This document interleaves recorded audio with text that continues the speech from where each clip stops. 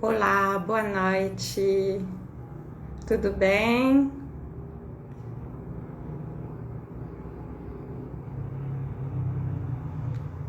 Seja bem-vindas, bem-vindos.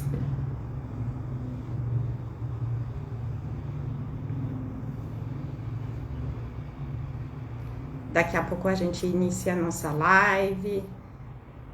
Vamos esperar a doutora entrar.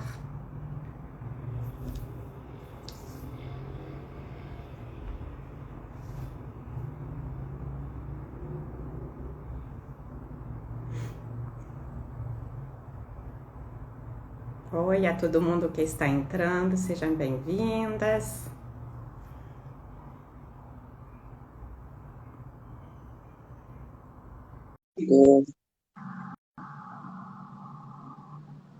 Boa noite, quem está entrando, estou vendo já os comentários. Olá, Olá, boa noite, doutora boa Amanda. noite, tudo bem? Tudo bem? Um prazer receber você por aqui. O prazer é meu, estou super empolgada para falar desse Eu tema. também. Um tema muito relevante, né, hoje. Hoje a gente vai falar de transtorno bipolar e mais especificamente a gente vai passar um pouquinho pelo diagnóstico, o tratamento e depois a gente vai focar nas mulheres, o transtorno bipolar no universo feminino, que é um tema assim muito pouco falado. Então, eu estou muito feliz que a Amanda topou em fazer essa live com esse tema. Não, é muito importante a gente abordar, explorar mais esse universo feminino, né? E eu acabei lendo várias coisas, né, Cristelle, que eu não tinha lido antes, assim, então tem muitos estudos em andamento para tentar explicar essas questões hormonais e tal. A gente vai conversar sobre isso, né? Mas eu achei muito interessante, gostei muito do tema, me aprofundei mais, né? Foi muito legal. Espero Ah, que trazer um bom, pouquinho desse conhecimento. que bom. Eu vou apresentar a Amanda. Ela é médica pela Faculdade de Medicina de Barbacena, psiquiatra pelo Centro Hospitalar de Barbacena. Ela atua no consultório, né, com foco no tratamento dos transtornos do humor, que são a depressão e o transtorno bipolar. Então, ela é especialista, gente, no transtorno bipolar. Que sorte para nós.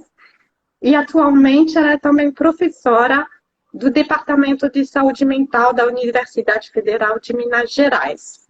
Então, ela está falando de Minas Gerais, eu estou falando de São Paulo. Viva a tecnologia para nos É, conectar. Eu vou rapidamente me apresentar para quem não conhece, está vindo pelo perfil da Amanda. Eu sou a Cricele, eu sou criadora da Mais com Humores, que é um canal de divulgação e curadoria de conteúdos e eventos sobre saúde mental materna. Temos um canal de divulgação no Instagram e temos também um grupo de apoio para mães e futuras mães com depressão ou transtorno bipolar.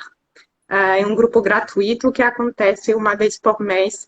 É um grupo com bastante acolhimento, um grupo de pares que não substitui as consultas com psiquiatra e psicólogos, mas constitui uma rede de apoio bem importante. Então, sejam todos bem-vindos, bem-vindas. Quem vai nos assistir depois, seja bem-vindos.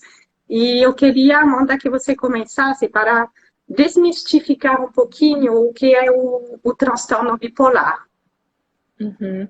Então, assim, né? O que muitas pessoas acham que é transtorno bipolar e que não é. Eles acham que é essa doença fásica, em que a pessoa tem um pico de euforia, e depois ela vai lá embaixo, e com isso a pessoa tem muitas alterações comportamentais.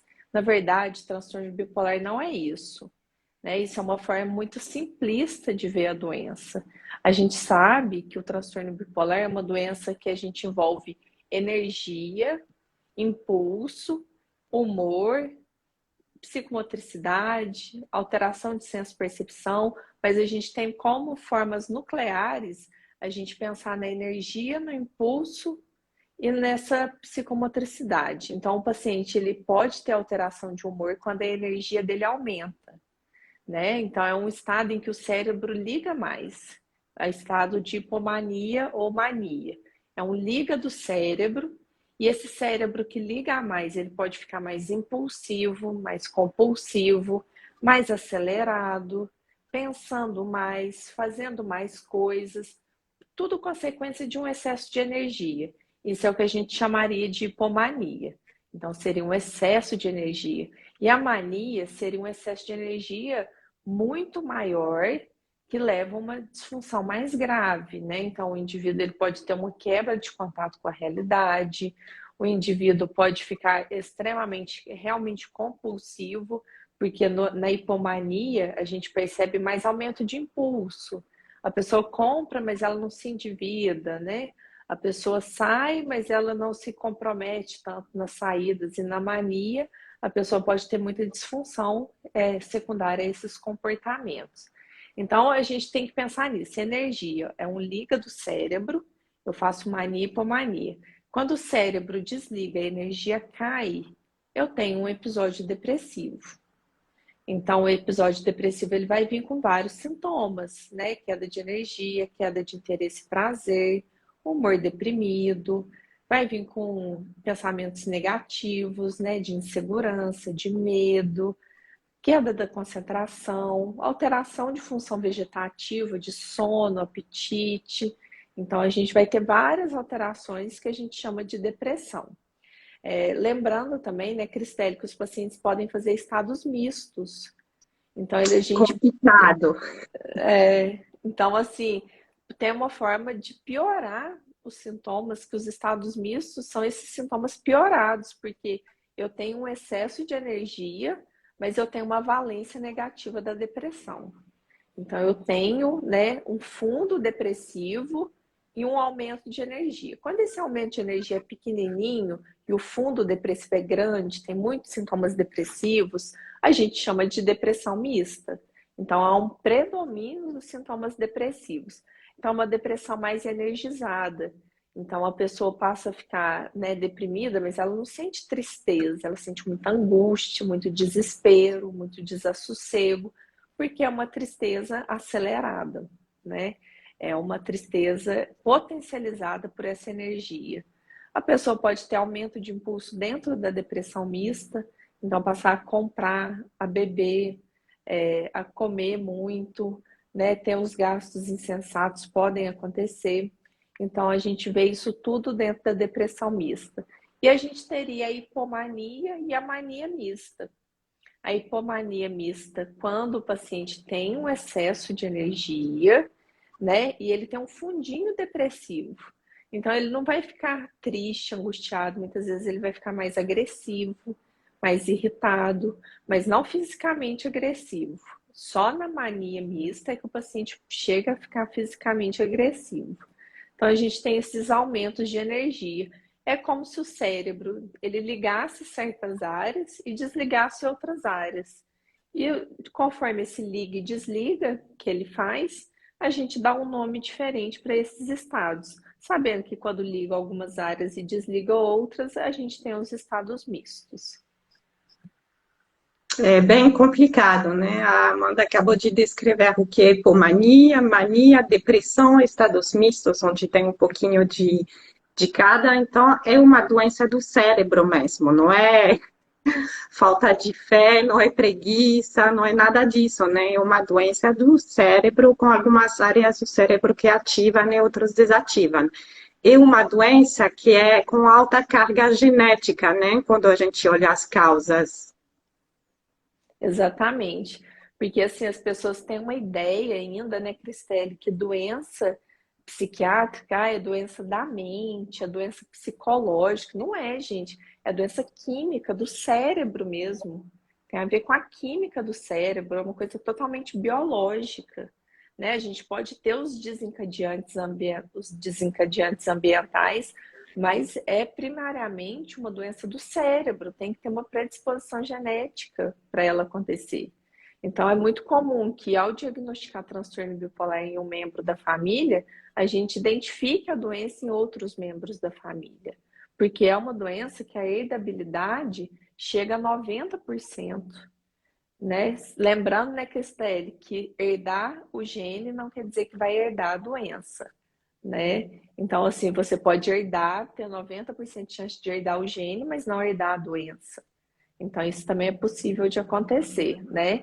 Então, a gente sabe, né, que um ambiente protegido, uma boa maternagem, uma boa paternagem, tendem a silenciar essa genética do transtorno bipolar na infância para a criança, né? Mas é uma doença muito química, muito cerebral, né, que tem uma origem biológica, né, que a gente está tentando determinar isso com os estudos. Até hoje a gente não sabe, a gente sabe algumas consequências dessa mudança de química do cérebro, mas a gente não sabe qual que é o estalo que faz essa genética se manifestar, né, o que que acontece basicamente, mas a gente sabe que por uma questão genética, por uma questão cerebral, a doença começa a se manifestar na vida dos indivíduos, normalmente antes dos 20 anos de idade. Ah, olha, é uma doença que se manifesta bastante cedo, né? Pode se manifestar na própria adolescência, então. Na própria adolescência. E é um problema que, assim, o transtorno bipolar é uma doença muito depressiva. As pessoas ficam esperando euforia, mania, hipomania, mas o que o paciente vai demonstrar para a gente é depressão. Então, assim, imagina um jovem que deprime. Muitas vezes os profissionais não estão preocupados em achar um período de hipomania, um período de aumento de atividade de energia nesse jovem, e ele passa carregando um diagnóstico de depressão maior e acaba não sendo diagnosticado para transtorno bipolar. É um desafio nas mulheres também, porque as mulheres deprimem mais que os homens. Então, as mulheres tendem a ficar muito mais anos sem diagnóstico do que os homens, porque elas já carregam o título de depressão maior, não tem pesquisa para transtorno bipolar, porque é uma doença que começa cedo, afeta muitas mulheres, né, o transtorno bipolar tipo 2. Então, passa anos e anos e essas mulheres não recebem diagnóstico, e os homens também não. E é uma doença que acontece cedo. Então, assim, os primeiros sinais vêm antes dos 20 anos de idade, nas formas mais clássicas, e no transtorno bipolar tipo 2 antes dos 25 anos de idade, principalmente. As mulheres tendem a ser acometidas mais velhas um pouquinho do que os homens. Entendi. E só para lembrar que a doutora citou tipo 1, tipo 2, o tipo 1, né, é quando a pessoa faz mania e depressão. O tipo 2, quando a pessoa só faz hipomania e depressão. Eu acho muito importante você falar que é uma doença que predominantemente é depressiva, porque não é a imagem que as pessoas têm na cabeça. E também essa questão do diagnóstico demorado, né, que pode demorar 10, 12, 15 anos para diagnosticar, é muito complicado, essa questão do diagnóstico diferencial, né? Não, com certeza. Eu sempre falo isso, né, Cristelle? Porque eles falam assim, quem atende muito transtorno bipolar faz muito diagnóstico de transtorno bipolar. Eu falo, gente, não é isso. A questão é que a gente procura. Os outros especialistas, eu tenho uma ideia assim que eles não têm essa noção da procura. Então, às vezes a mulher deprime e o ginecologista vai tratar ela. Ela deprime, né? O médico da família vai tratar essa depressão e ela acaba não chegando no psiquiatra de prontidão, né? Nos primeiros atendimentos da vida dela.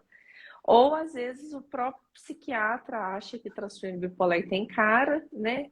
Então olha para essa pessoa e fala, não, essa pessoa não tem transtorno bipolar, e não pesquisa. Porque a carinha da pessoa é boa demais, porque é uma pessoa normal, mas afeta pessoas, né, com a cognição normal. Então, assim, afeta qualquer pessoa, é uma questão genética, não tem cara.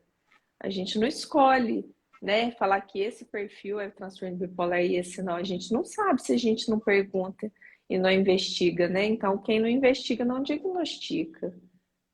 Com certeza. Eu mesmo tive esse problema, essa dificuldade de diagnóstico, porque começou no diagnóstico com depressão aos 24 anos, e só depois de alguns anos de mais fases depressivas que veio realmente o diagnóstico de transtorno bipolar, no meu caso, o tipo 2, mas foi muito difícil identificar essa hipomania, porque o paciente em hipomania, ele fala que ele está bem, ele não fala que ele está um pouquinho demais acelerado, ele fala, tô ótima.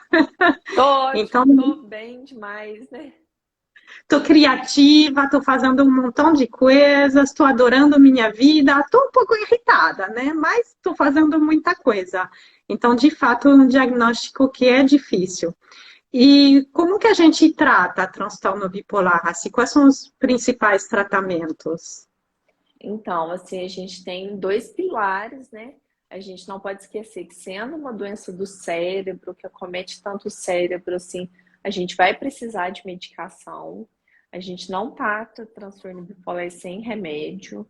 Então, a gente tem o pilar da medicação e o pilar da psicoeducação com a psicologia, né? Então, a gente tem, lógico que a gente vai envolver toda a complexidade da pessoa. Se tiver um problema hormonal, nós vamos ter um endocrinologista, uma ginecologista. A gente vai agregando profissionais conforme a necessidade desse paciente, no universo dele. Mas, a princípio, eu preciso, né, do psiquiatra e do psicólogo. O psiquiatra vai medicar, a gente tem algumas classes de medicações que a gente pode usar no transtorno bipolar. A gente tem os estabilizadores de humor, e dentro do grupo dos estabilizadores de humor, a gente tem os antipsicóticos, a gente tem os anticonvulsivantes e a gente tem o lítio.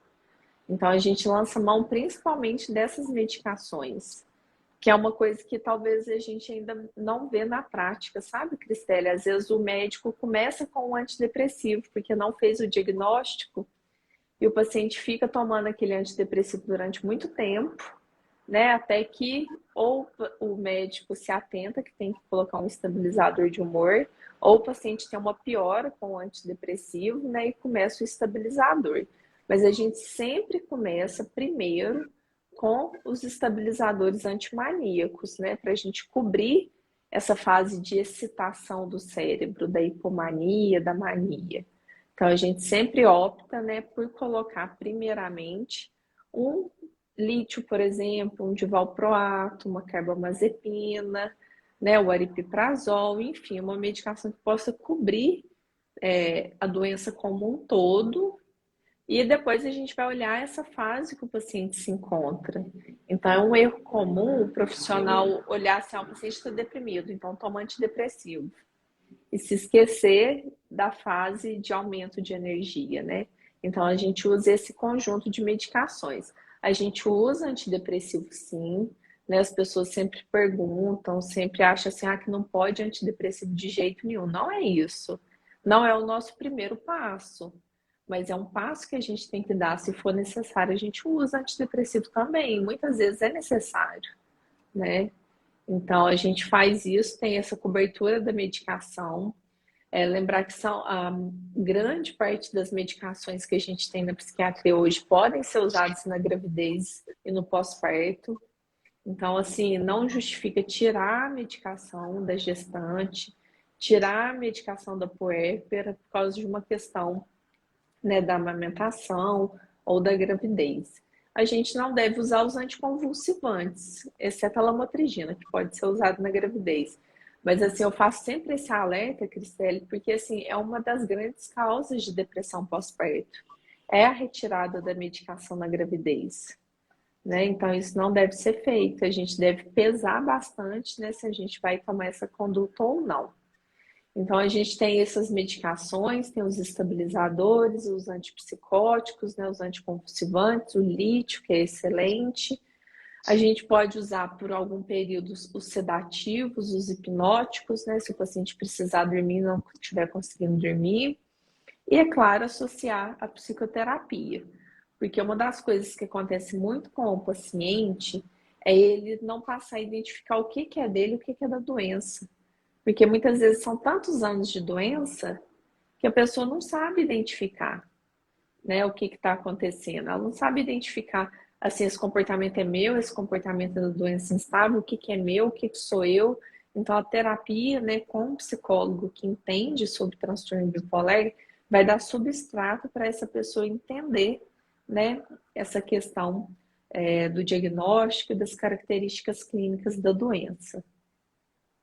Entendi. Tem que trabalhar muito a adesão ao tratamento, né? Tem, Junto do psiquiatra e do psicólogo. Tem um passo de aceitação, que é um processo, eu diria, aceitação, né? Porque não é só descobrir a doença que pronto a gente aceita e está de boa. É um processo no tempo para reconhecer também os sinais. Eu acho que a psicoeducação, ela ajuda muito para você prevenir um pouquinho os episódios e poder reconhecer quando você tem um gatilho, alguma faísca que vai por fogo, por exemplo. Então, você aprende quais são os eventos estressores, quais são seus gatilhos que vão desencadear uma crise, né? exatamente. Então, assim, a psicoterapia ela vai te lembrar, né, ali semanalmente, quinzenalmente, que o tratamento é preciso, né, que pode acontecer no começo recaída e que é normal, ou pode acontecer do paciente ficar super bem, né, já no começo do tratamento, ele às vezes querer abandonar o tratamento, né, questionar, será que eu tenho isso mesmo? Que eu melhorei, agora eu tô me sentindo bem, e muitas vezes quer largar a medicação, né? Ou quando oscila o humor para cima, entra em hipomania, em mania, né? Se não tiver um contato bom com o psicólogo, passa a abandonar também a medicação.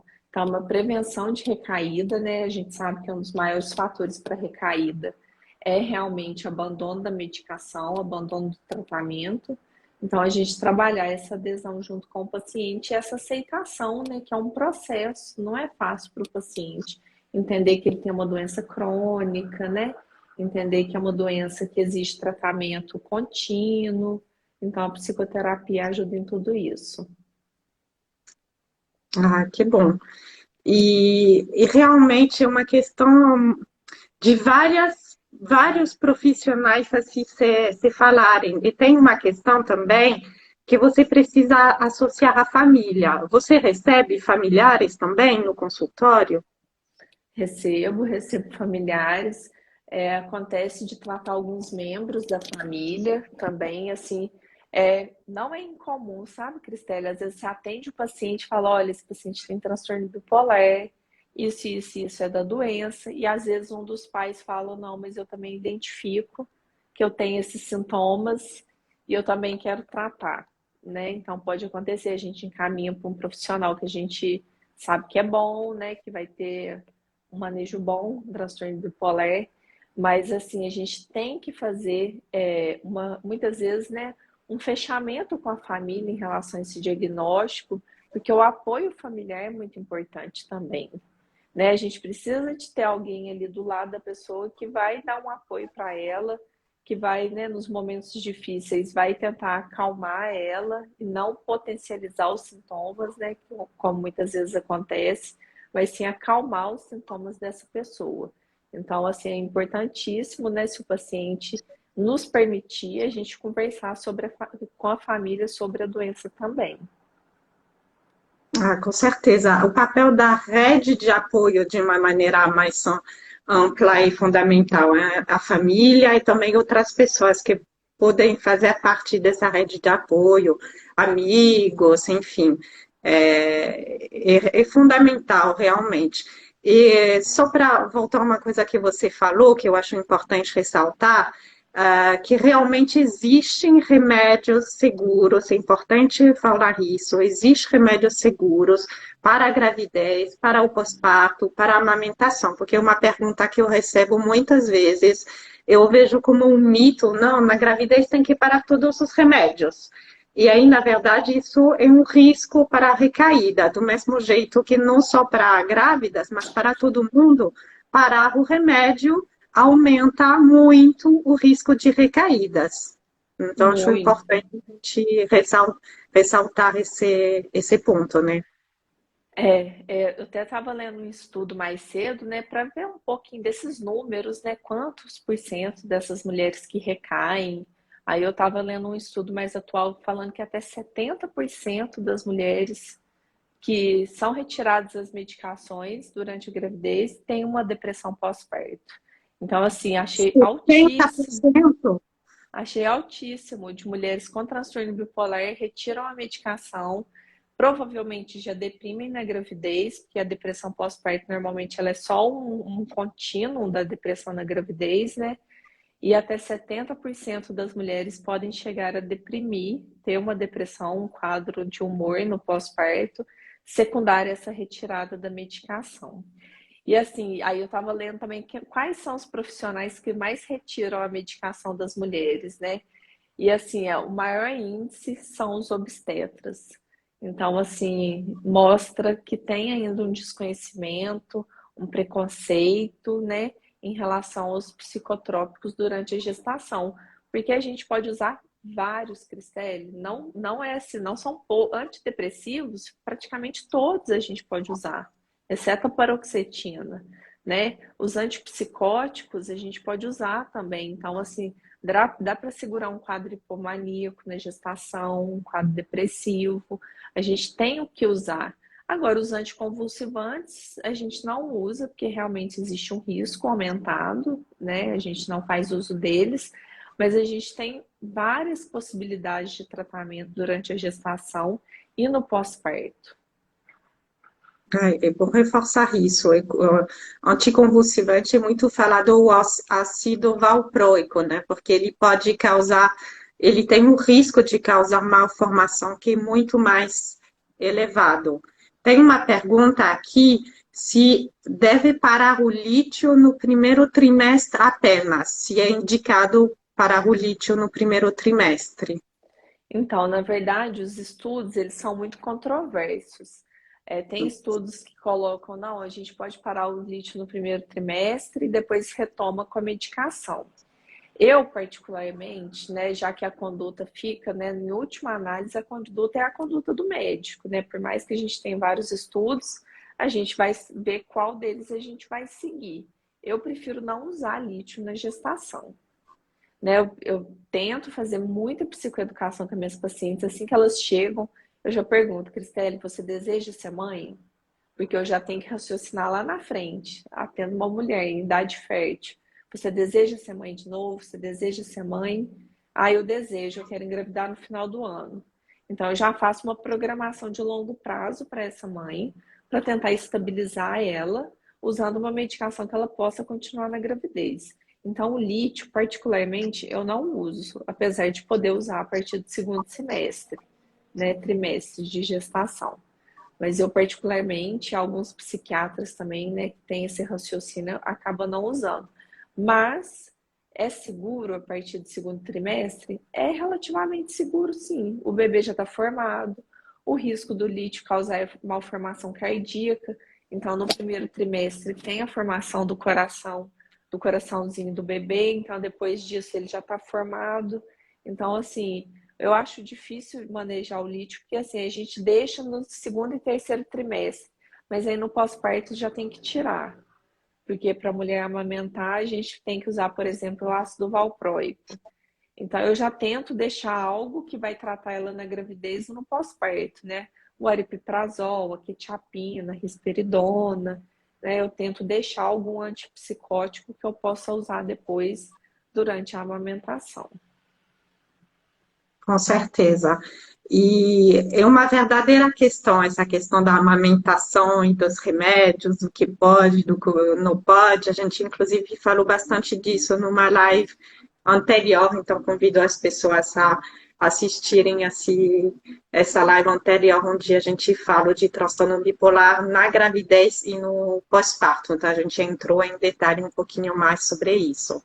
E agora eu queria que a gente focasse no nosso universo feminino. Eu queria que você me contasse quais são as características do transtorno bipolar nas mulheres. Você comentou um pouquinho no início de, por exemplo, elas têm mais depressão. Qual seria o que diferencia entre mulheres e homens? Assim, no transtorno bipolar do tipo 1, Cristelle, a gente não tem grandes diferenciações. A taxa, né, de prevalência, incidência nos homens é igual à das mulheres. Os estudos mostram que é basicamente o mesmo. Mas essas mulheres, elas tendem a ter mais depressões. mesmo tendo transtorno bipolar tipo 1, elas tendem a ter uma taxa de depressões mais altas. Já no transtorno bipolar do tipo 2, as mulheres são mais acometidas do que os homens. Porque eu falo assim, mulher não tem sorte, Cristelle, porque a gente, assim, na psiquiatria, transtorno de ansiedade, transtorno de humor, então as mulheres são mais acometidas, né? Então a gente vê que no transtorno bipolar do tipo 2, as mulheres são mais acometidas e são mulheres que tendem a ter mais comorbidade com o quadro ansioso, né, com transtornos de ansiedade, em relação aos homens que tendem a ter mais transtorno por uso de substâncias. Então a gente, né, o homem tende a ir mais pelo vício para o álcool, tabaco, né, a maconha, cocaína, e a mulher tende a ter mais sintoma ansioso. Então a gente tem essa diferenciação. Tem uma diferenciação em relação à idade, que tende a cometer o sexo masculino um pouco mais cedo do que as mulheres. As mulheres ali, né, começam a doença por volta dos 20, 25 anos, e os homens começam a doença normalmente antes dos 20 anos de idade. É muito comum a gente já ver alguns sintomas na infância, né? Então as mulheres tendem a ter mais sintomas ansiosos na infância também. Então, sintoma de ansiedade de separação, que é aquele medo, né, de perder a figura de apego, os avós, os pais, medo dos pais morrerem, não querer dormir fora de casa, querer ficar dormindo com os pais. Então, as mulheres tendem a ter mais sintomas ansiosos na infância também, em relação aos homens. Os homens, né, eu até li um estudo interessante mostrando que os homens tendem a ficar mais na hiperatividade e as mulheres mais nos sintomas ansiosos da infância, né? Então a gente tem essa diferença também. E sem contar a questão hormonal, né, Cristelle? Que aí é um universo que coloca a mulher numa prova de fogo, né? Porque assim, as alterações hormonais mexem muito no transtorno bipolar e a gente vê muita alteração hormonal ao longo da vida da mulher. Ela tem a primeira menstruação por volta dos 10 aos 14 anos, é uma transformação hormonal, né? A gravidez, né? O período pré-menstrual por si só já é uma transformação hormonal. Então a gente sabe que mulheres que têm mais sintomas pré-menstruais, mais intensos, pode ser indicativo de um transtorno de humor. A gente tem que pesquisar, se não é um indicativo disso, de transtorno de humor. Então, assim, ter muitos sintomas pré-menstruais, principalmente cursando com muita irritabilidade, muita impulsividade, muita raiva, muito ódio, aquela TPM raivosa, né? Então a gente porque a TPM unipolar, normalmente a pessoa fica quietinha para baixo, diminuição de impulso, e né, no transtorno disfórico pré-menstrual bipolar, a mulher já tende a ficar mais raivosa, mesmo mais impulsiva, né? Porque tem um aumento, é como se ela fizesse uma depressão mista, uma hipomania mista, né? Quando a gente olha as características do período pré-menstrual. É muito parecido com hipomania mista, na maioria das vezes.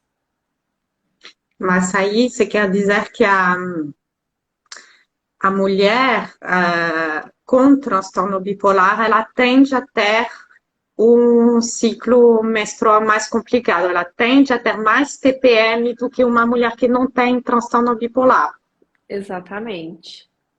Tende a Oh, ter sintomas de humor, porque aquela variação hormonal ali já é suficiente para piorar o quadro de humor da mulher, né? A gente vê que o estrogênio, ele é como se ele fosse antidepressivo, ele tem um papel antidepressivo, e a progesterona um papel depressogênico. Então, né, no período pré-menstrual que a gente tem uma quebra desses hormônios, então, assim, o estado emocional da mulher pode se alterar todo devido a essa modificação de estrogênio e progesterona. Então, a mulher realmente sofre bastante, né, quando a gente fala de alteração hormonal e transtorno bipolar. Sofre muito, são muito mais lábeis, né, em relação a essas variações hormonais. São mais sensíveis. complicado, né, para a mulher.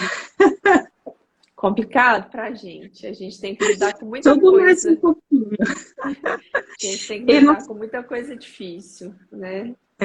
E nos conta um pouquinho do que é o transtorno disfórico premenstrual, que eu li também que as mulheres bipolares tendem a ter mais do que as mulheres que não são bipolares. É um termo que eu aprendi há pouco tempo, esse transtorno disfórico premenstrual. Complicado, né? Isso é como se fosse uma TPM muito complicada. Porque assim, ó, o que é comum na TPM? Porque as pessoas chamam tudo de TPM. Fala assim, ah, tudo é TPM. Não. A TPM é um estado que a gente tem alteração hormonal, que vai levar algumas modificações tanto no corpo da mulher, pode levar a um inchaço, né? Inchar a mama, inchar as pernas um pouco, pode inchar um pouco o abdômen, né? A mulher pode ter uma queda de energia por causa dessa variação hormonal, mas não é nada muito proeminente, Cristela, não é nada que faça ela procurar um médico pelo período pré-menstrual dela. Quando a mulher já está sofrendo muito no período pré-menstrual, quando ela tem alteração de comportamento, alteração de impulsividade, alteração de humor, então a gente já começa a pensar que, na verdade, a gente está falando de uma mulher que pode ter um transtorno disfórico pré-menstrual. Então, ela tem muita alteração aqui, né? E a TPM a gente tem muita alteração no corpo também. Então, assim, é um reflexo, né? Então, é como se fosse uma TPM muito piorada, por assim dizer, com mais sintomas, né? E essa disforia, ela vai se apresentar de forma diferente na mulher que tem transtorno bipolar e na que não tem. É igual eu falei, na mulher que não tem transtorno bipolar, o transtorno disfórico pré-menstrual, ele vai se apresentar basicamente como tristeza, queda de energia, né? Eu não consigo fazer minhas coisas, dor de cabeça, né? Alguns sintomas físicos. E a mulher no período no período pré-menstrual que tem a TDPM, o transtorno disfórico pré-menstrual, e tem transtorno bipolar, ela tende a ficar mais furiosa, com mais raiva, com mais impulsividade, mas não são todas, claro, mas a gente vê um predomínio de aumento de energia junto com sintoma depressivo, podendo ser uma hipomania mista ou uma depressão mista. Então depende muito, né? Assim, essa apresentação clínica vai depender mesmo da predisposição dessa mulher para esses sintomas, mas tudo assim, né? O humor sendo empurrado pelos hormônios, né? A parte hormonal é muito importante. Ou seja, não só no ciclo menstrual, mas todas as fases da mulher que envolve essa questão hormonal também vai ser afetadas. Então, justamente o que acontece na gravidez e no pós-parto com os hormônios? Durante a gravidez, a gente tem um ambiente, né? Que o bebê está crescendo e tem a placenta. Então, a placenta, ela produz hormônio. Então, o bebê está ali, tem a placenta, tem os hormônios, e a gente já tem um boom de progesterona e estrogênio durante a gravidez. Só que muitas mulheres não são sensíveis a essa alteração hormonal quando elas estão medicadas. Elas conseguem passar mais estáveis durante a gestação, né, se estiverem devidamente medicadas. Mas a gente tem, né, que as mulheres que não estão em tratamento e que têm uma sensibilidade à variação hormonal, no final da gestação, que a progesterona acaba aumentando muito, essa mulher pode passar a ter sintomas depressivos, né? E no pós-parto, o que que acontece? É a retirada da placenta. Então, os hormônios, Cristelle, né? O ginecologista sabe isso daí mais do que eu, né? Assim, eu tô só pincelando, mas assim, a gente tem uma desregulação hormonal muito grande, talvez a maior que a mulher viva, desde a menstruação, né, até depois da gravidez, o pós-parto seja a variação hormonal maior que ela viva até ali aquele momento. Então, pode levar um desbalanço de progesterona, estrogênio, e a mulher pode ter tanto blues puerperal, que é aqueles 10, 15 primeiros dias, que fica mais sensível, mais lábil, pode ter sintoma ansioso, e depois ela melhora, se for blues puerperal, dura 10, 15 dias, ela melhora, é só uma questão hormonal, ou ela pode estender o quadro formando sim uma depressão pós-parto, uma hipomania mista pós-parto. A gente não pode esquecer das hipomanias mistas pós-parto também, porque a gente fala muito de depressão, mas a gente tem as outras fases do transtorno bipolar que podem acontecer também, né? Olha que interessante. E é importante lembrar que depressão pós-parto, na verdade, a gente deveria chamar de depressão perinatal, porque metade das depressão pós-parto inicia na gravidez. E isso é o que aconteceu comigo. E eu não tinha esse número, não tinha essa noção. Então, não entendia por que na gravidez, por que eu estava tão infeliz, por que eu chorava, por que eu não conseguia me conectar com meu bebê.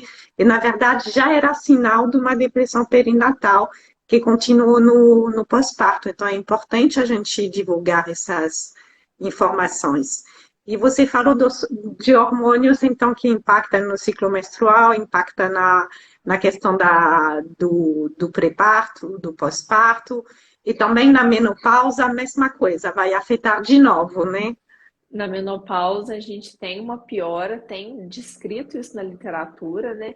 Que a gente tem uma piora, tende a ter uma piora do quadro de humor e a mulher apresentar mais depressões. Mas é que o estrogênio cai muito, né? No período do climatério, né? Na menopausa, passa pelo climatério, então o estrogênio diminui. E o estrogênio, ele é antidepressivo, ele tem um efeito, assim, entre aspas, né? Antidepressivo. Então, ele cai e a mulher fica mais suscetível a ter, né, quadros depressivos depois do climatério, depois da última menstruação dela. E tem até, né, eu estava lendo vários estudos, aí eu comecei a ir no universo dos estudos, né? Mas eu fui até ler coisa hormonal de ginecologia obstetrícia, né? E eles falando que terapia de reposição hormonal pode ajudar algumas dessas mulheres que não respondem bem essas mudanças da medicação, né? Então, que a terapia de reposição hormonal poderia ajudar, da mesma forma que a pílula pode ajudar quem tem transtorno disfórico pré-menstrual ou uma TPM um pouco mais intensa. Então, assim, tem os papéis dos hormônios, né, que podem ajudar dependendo do contexto dessa mulher. Eu recebi várias perguntas sobre pílula anticoncepcional, justamente. Ah, se ela causa alteração junto com o quadro de transtorno bipolar. Qual é essa relação assim, da pílula com o transtorno bipolar? Assim, teoricamente, né, não quer dizer que isso vai acontecer na prática, mas teoricamente uma pílula de progesterona poderia piorar um pouco o humor da mulher, porque a progesterona, ela é pró-depressogênica, né? Ela é pró-depressão, assim, como se ela, não é que ela causa depressão, mas ela é um fator a mais para desencadear um quadro depressivo. Então, mas a pílula combinada, a princípio, né, ela seria bom para essa mulher, se essa mulher tomar de forma ininterrupta, para essa mulher que tem muito sintoma pré-menstrual. Então, para essa mulher seria bom, né? Então, assim, a gente tem que os hormônios, né, se usados da forma correta, pode ser um adjuvante do tratamento, sim, sempre lembrando, né, de inserir o ginecologista, que é ele que vai definir, né, essa questão da pílula, qual que vai usar, qual que é melhor para aquele paciente. Não é o psiquiatra que faz isso, é o ginecologista, né, e o endocrinologista que podem avaliar essa questão hormonal. Ah, porque realmente é uma questão que eu recebi, né? Que eu passei para você. Então, depende um pouco do tipo da pílula, né? Depende. Depende se é uma pílula combinada, que tem estrogênio e progesterona, ou uma pílula só de progesterona. E a gente tem essa questão também de interferir, né, na medicação. Então, a pílula, ela pode interferir no nível de lamotrigina do sangue, no nível de carbamazepina do sangue. Então, a gente tem que lembrar de ajustar a dose ou pedir para essa mulher fazer uso do DIU, né? O dispositivo intrauterino, que pode ajudar a gente a ter um leque maior de medicações para a gente usar. Aliás, porque eu recebi essa pergunta. Lamotrigina e anticoncepcional, deve aumentar a dose? Então, na verdade, a gente pode aumentar a dose, mas a gente tem que lembrar que existem outros métodos que podem não ter uma interferência, né? Então, assim, o DIU, né? A gente, ou o dispositivo que a gente usa intradérmico, mas a gente lembrar que a gente pode ter outros métodos anticoncepcionais que não a pílula, né? Porque aí eles não vão passar pelo fígado, né? Porque quando a gente ingere a pílula, ela passa pelo fígado e vai ser metabolizada e atrapalha o metabolismo da medicação. Então, se a gente usa um dispositivo que não vai ter passagem pelo fígado, é melhor, teoricamente, né, para a gente escolher a medicação e para essa mulher também não ter interferência. Entendi. Temos uma pergunta aqui, tá difícil acompanhar todas essas perguntas, gente, mas quando puder eu falo. Hipotireoidismo pode interferir no humor, deixando a mulher mais irritada? Pode interferir no humor, tanto que a gente sempre trata, né? Tem os endocrinologistas que trabalham com a gente, que vão tratar a parte da tireoide, e a maioria gosta de deixar um valor, né, do hormônio da tireoide lá entre 2, né, 1 e 2, 3 e 1. Então, assim, influencia. Tem que estar, o exame tem que estar em dia, tem que estar ok, tem que estar com nível bom de hormônio. E a gente deixa para os nossos amigos endocrinologistas cuidarem dessa parte da mulher para a gente. Também tem que ter essa atuação com outros profissionais, né? Tem, é uma complexidade, né, Cristela? A gente não trata uma coisa só, né? A gente não vai, a gente quer muito tratar o cérebro da pessoa, que é muito importante. Mas assim, ela tem outras vias hormonais, né, que precisam ser olhadas, e aí o especialista é muito bem-vindo para ajudar a gente. Temos uma pergunta aqui, fale um pouco de líbido. A líbido ela é afetada, né, no transtorno bipolar, em alguns episódios. É, porque assim, transtorno bipolar é uma doença muito depressiva. E a gente sabe que na depressão, né, o comum é que a libido caia. Então, assim, as mulheres, por passarem por muitos episódios depressivos dentro do transtorno bipolar, tem muita chance de diminuição da libido, né, durante esses episódios. Então, a medicação pode ajudar, né, reestruturando essa libido, tirando essa mulher do quadro depressivo e a libido melhorando consequentemente. Mas a gente não pode esquecer, né, que assim, que não, muitas vezes não é culpa do remédio. Porque às vezes a pessoa está com a libido baixa, ela não está prestando atenção na libido, porque ela está triste, ela está pensando em outras coisas. Ela começa a fazer uso da medicação, começa a melhorar, e aí sim lembra da libido e fala: minha libido está ruim, então foi o remédio que deixou a minha libido ruim. E, na verdade, não foi isso. Foi que ela começou a melhorar e percebeu que a libido estava ruim agora. Então, os estabilizadores de humor não interferem na libido normalmente, mas os antidepressivos podem interferir na libido. Então, tem que fazer todo um trabalho com o psiquiatra, se está em uso do antidepressivo, para a gente tentar deixar essa libido o mais normal possível dentro da realidade daquela mulher. E tem até o contraponto aqui, e a hipersexualização no bipolar tipo 1, ou seja, quando a pessoa tem mania, tem essa questão de hipersexualização também? No tipo um, tudo que é no tipo um, gente, é diferente do tipo 2. Tipo 2, assim, a pessoa tem um aumento de libido, às vezes quer transar mais vezes com o marido, mas assim, é uma coisa discreta. Mas no tipo um é uma coisa muito grande quando acontece, né? Porque é transtorno bipolar do tipo um.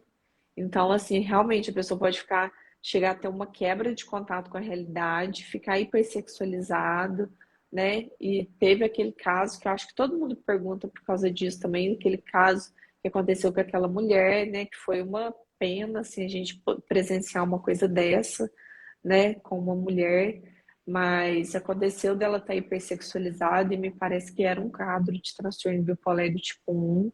Então pode acontecer sim, e a gente tem que deixar essa pessoa num ambiente protegido.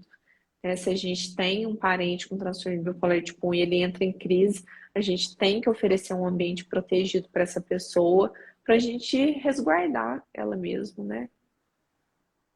Com certeza. Temos uma pergunta aqui. No tipo 1 tem também alucinação? É na minoria dos pacientes com tipo 1, né?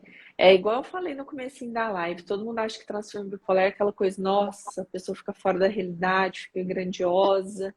né? Mil coisas acontecem, mas não é isso. É um aumento de energia. A gente tem tipo um leve que passa batido durante os anos, até tipo um sem diagnóstico, as formas mais leves.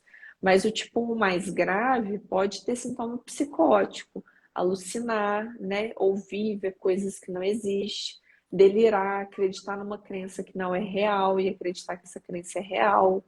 Então, isso acontece na minoria dos pacientes. Se não me engano, é 30% dos pacientes com transtorno bipolar do tipo 1, me parece. Até que não é tão pequeno assim, né? Não, É, 30% não é a maioria, mas é um número já expressivo. E você que mergulhou nos estudos sobre o universo feminino, o que você descobriu a mais para contar para a gente? então, a gente vê muita notícia ruim, né? Que a gente fica assim, oh meu Deus, eu tenho que ser mulher mesmo, né? Que a gente passa por tanta. Tem mais chance de ter quadro depressivo, tem mais chance de ter quadro ansioso, tem mais chance de, né, ter a depressão na gravidez, a depressão no pós-parto. Então, eu vi também em relação aos episódios mistos e ciclagem rápida. Então, as mulheres, elas tendem a fazer mais ciclagem rápida, né? Mas eu estava vendo um estudo que não é que totalmente essa mulher faz ciclagem rápida, não é por causa do tipo de transtorno bipolar que ela tem, não. É porque elas são menos diagnosticadas. Então, elas usam mais antidepressivos. Então, elas tendem a ciclar mais e fazer mais ciclagem rápida em cima do antidepressivo. Então, né, tem essa diferença. Então, elas podem ter mais ciclagem rápida. E ciclagem rápida é ter mais de 4 episódios de humor durante um ano. Então, ter uma depressão, uma hipomania, seguido por uma hipomania mista, enfim, ciclar 4 vezes, a gente já fala que é ciclagem rápida. E a gente tem os estados mistos, né? Que eu li também que os estados mistos, eles são mais comuns nas mulheres e elas tendem a fazer mais mania mista em relação aos homens. Então, os homens tendem a fazer mais manias puras, ficarem eufóricos para cima, grandiosos, e as mulheres tendem a mais a ficar disfóricas, mais irritadas e mania mista. Então, foram alguns dados assim que eu levantei que eu achei interessante trazer. Muito bom. Tive uma pergunta aqui sobre se ciclagem rápida é ciclotimia. Não, são coisas diferentes, né? O que é a ciclotimia? Isso, são coisas diferentes. A ciclotimia, gente, é uma oscilação de humor que é muito discreta para cima e para baixo. Então, o paciente fica mais energizado, consegue fazer mais coisa, produz mais, aí logo ele nada, nada, nada, ele morre na praia, que a energia dele cai. Aí ele fica com a energia baixa um tempo, dias, muitas vezes, poucos dias, ou no mesmo dia oscila, e ele já vai, sobe a energia de novo e depois cai. Então, assim, são alterações discretas de energia, tanto para cima, não chega a ser uma hipomania completa, tanto para baixo, que não chega a ser uma depressão completa. E é muito visto pelas pessoas como sendo da personalidade daquela pessoa, que acaba que pode ser aquela pessoa assim, uma hora ela me cumprimenta, outra hora ela tá quieta, não quer conversar, uma hora ela tá mais produtiva, mais brincalhona, e depois ela tá mais improdutiva, mais quietinha, mas são alterações discretas. Entendi. Tem uma dúvida aqui sobre ideação suicida, que é um pouquinho mais complicado. Se ela está também na depressão, ou se talvez é mais quadro misto, né? Não, a ideação suicida, gente, o ímpeto suicida, ele aparece mais nos quadros mistos, porque a pessoa tá deprimida e está energizada. Então, ela tende a ter mais impulsividade. Então, a gente sabe, né, que as tentativas de suicídio no transtorno bipolar chegam a 15%, né? E na depressão unipolar, mais ou menos 7, 8%. Então, a gente tem uma diferença, né? Acomete muito mais o transtorno bipolar do que as doenças unipolares. Então, o quadro misto pode cursar, sim, com tentativa de suicídio, é perigoso e a gente tem que avaliar esses pacientes. Com certeza. Tinha uma dúvida sobre o tratamento da ciclotimia, porque ciclotimia faz parte do espectro do transtorno bipolar, né? Isso. Então, assim, a gente tem vários estudos mostrando assim, que se fosse uma ciclotimia, né, que é realmente, se não tem tanto impacto na funcionalidade daquela pessoa, a gente poderia tentar primeiro terapia, né? Mas lembrando que é uma doença do cérebro, que tende a ser crônica, mesmo de forma leve, a gente tem que tratar com medicação. Tem disfunção a ciclotimia. Ela é pouco diagnosticada, mas tem disfunção. São indivíduos que sofrem com essas oscilações. Com certeza.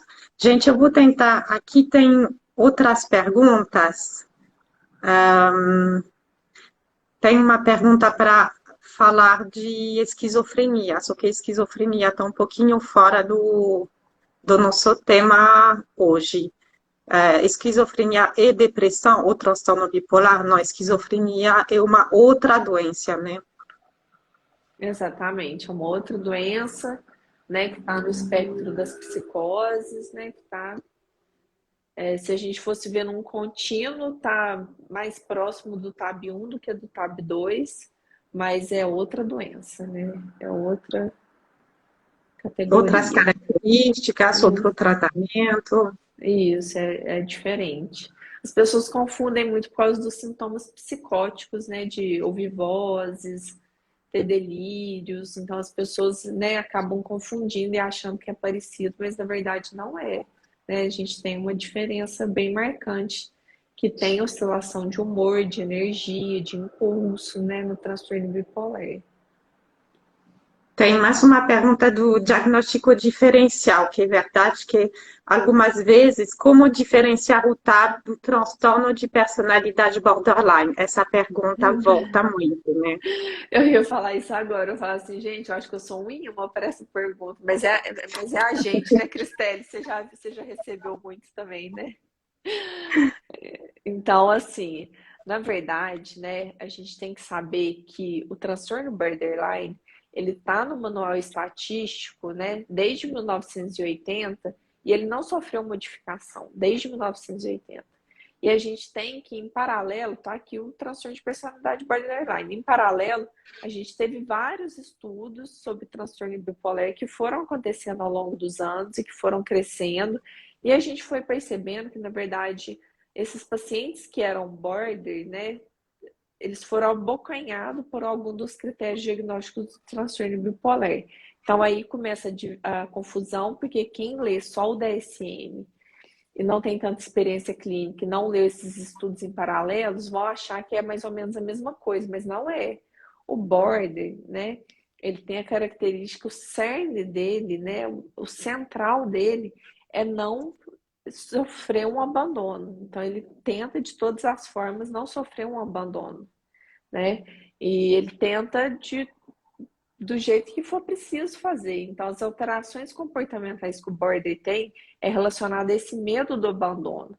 Agora, os outros critérios diagnósticos, como sentimento de vazio, compra compulsiva, né? Isso é estado misto. Então, assim, tem muitos critérios diagnósticos do Border que já foram abocanhados pelo transtorno bipolar e que, na verdade, são partes da doença bipolar e não do transtorno borderline. Então, assim, a gente tem que saber a evolução do diagnóstico ao longo dos anos, né? Como que ele evoluiu ao longo dos anos. Também é importante para a gente. Então, assim, né? Impulsividade está presente no border, tá? Mas essa impulsividade é por fatores externos, é o medo do abandono. E no transtorno bipolar, a impulsividade é um mecanismo cerebral da doença mesmo, né? Muito bom saber um pouquinho dessa diferença e do que fica em comum. Gente, vocês têm mais alguma pergunta específica sobre o universo feminino, que já deu o nosso horário? Foi muito bom nossa live, passou rapidinho. Aí eu só queria ver se tem mais alguma pergunta ligada a transtorno bipolar em mulheres, senão a gente vai já encerrar. Então, vou só ver se alguém tem uma dúvida. Não sei se tem mais algum tema, Amanda, que você queria abordar, ou se a gente já deu a volta tudo o que você queria falar. Não, eu acho que a gente abordou bastante, né, dessa questão hormonal que eu queria falar, né, dessas oscilações ao longo da vida que a mulher pode ter. Perfeito. Ah, deixa eu ver. Desativar. Vou tentar gravar a live, gente. Só não sei por que não aparece para mim alguns instrumentos que normalmente aparecem. Então, espero que vai dar tudo certo. Ai, que tem sempre surpresinha, mas acho que vai dar certo assim. Eu queria agradecer muito a nossa doutora Amanda, que foi um prazer receber você. Realmente eu aprendi muita coisa sobre transtorno bipolar, sobre diagnóstico diferencial e sobre esse universo feminino dentro do transtorno bipolar. Então, eu queria agradecer muito você. Tive comentários aqui também de parabéns para a live, agradecendo você. Será sempre um prazer receber você por aqui. Ô, Cristela, eu que agradeço o convite. Eu acho seu projeto muito bonito, né? Muito assim, né? Uma curadoria muito bonita mesmo que você faz aqui no Instagram. Então, para mim foi um prazer imenso participar, tá? Você pode contar comigo. Eu espero que a página cresça para a gente ajudar mais mulheres ainda, né? Porque é uma página que tem muita informação de qualidade. Você sempre está se atualizando, você sempre está trazendo pessoas para falar, então isso é muito importante. Parabéns pelo seu projeto. Obrigada. Vindo de você significa muito. E quem não seguir a Amanda, por favor, seguem lá. Tem muito conteúdo também relevante. Ela sempre responde a um monte de caixinha de perguntas. Para quem perguntou aqui sobre casos específicos, a gente não vai tratar de casos específicos aqui, mas vocês podem mandar a pergunta, que geralmente a Amanda responde muita pergunta sobre remédio, sobre tratamento. Então, fiquem à vontade para responder nos stories dela, que hoje fogem um pouquinho do nosso tema. Então, queria agradecer a todos e todas que participaram dessa live, todo mundo que entrou. Foi um prazer receber vocês. Eu espero ver vocês numa próxima live em maio. Em maio, vamos ter o Maio Furtacor, que é uma campanha de conscientização da saúde mental materna. Então, eu vou trazer assuntos específicos de saúde mental materna. Então, vai ser muito bom, muitos temas que são relacionados ao propósito da Mães com Humores. Então, mais uma vez, obrigada, Amanda, obrigada a todos Obrigada. os participantes, quem vai nos assistir depois.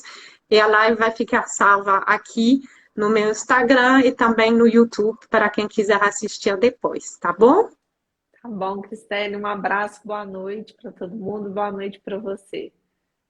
Obrigada, boa noite, tchau, tchau. Tchau.